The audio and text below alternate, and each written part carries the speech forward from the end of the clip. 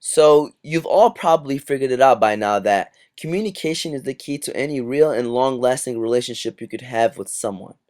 And if you haven't figured it out already, just look back to the last three girlfriends who dumped you for some guy wearing nerdy glasses and who reads poetry.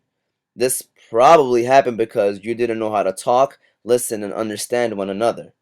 But just as you might think that communication is the key to a relationship you may have with, say, a future spouse, just know it is as important, if not more, when it comes to the relationship between a coach and their athletes. You see, it's pretty simple. If a coach knows how to communicate well with his players, then your players will buy into your system. Players buying into your system and being on the same page builds team chemistry.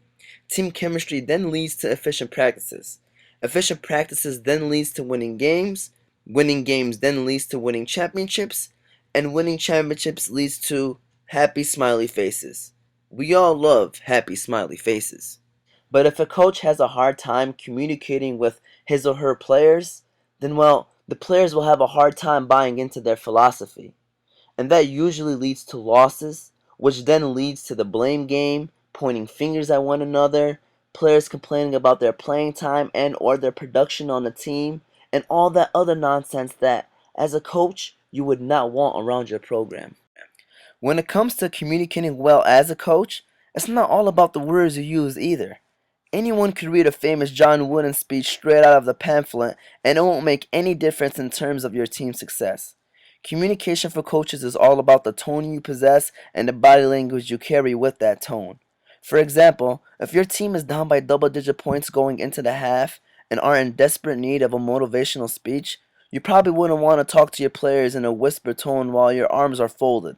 Because, just in case you haven't noticed, your body language and tone is probably the reason why your team is down by double digits in the first place. Another way a coach can communicate well with his or her players is by first understanding your audience. If you're a coach at the elementary school level, you probably wouldn't want to use words that are forbidden in the kids' households, let alone a locker room, to motivate your players before a game. As well as, if you're a coach at the professional level, you don't want to talk to your players like they're some kind of first grader who doesn't understand the English language. That can make their tummy hurt. Seriously though, as a coach, you must understand what audience are you approaching before you communicate with them. A misunderstanding in the audience will lead to a misunderstanding of the information you are presenting. A lot of coaches in our past used communication to correlate with their coaching style.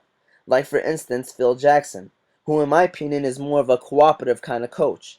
He never really ran around yelling at his players, calling out plays to run during the game. He usually lets his teams play freely. This is not because he didn't know what to do in certain situations, because his 11 NBA championship rings as a head coach would attest to that. But it was because he had a relationship with his players where they already understood what was expected from them going into the game. Then you have head coach Bob Knight, who was a command style of coach to say the least. We've all seen some kind of crazy video of Coach Knight communicating with people in a way that may be disturbing to some. But hey, if throwing chairs on the floor, yelling at your players, getting in their faces is what works for you, then so be it. As long as your players understand you and are buying into your system, then who's to tell you what you're doing is right or wrong? All in all, I believe one of the most important steps to a team's success is the communication they have with one another. But as a coach, you cannot forget that communication is a two-way street. As much as you want your players to listen to your concepts and ideas, the ability to listen and understand to your athletes and where they're coming from is just as important as well. So before you talk, listen. That can make a huge difference in any relationship, including one between a coach and his athletes.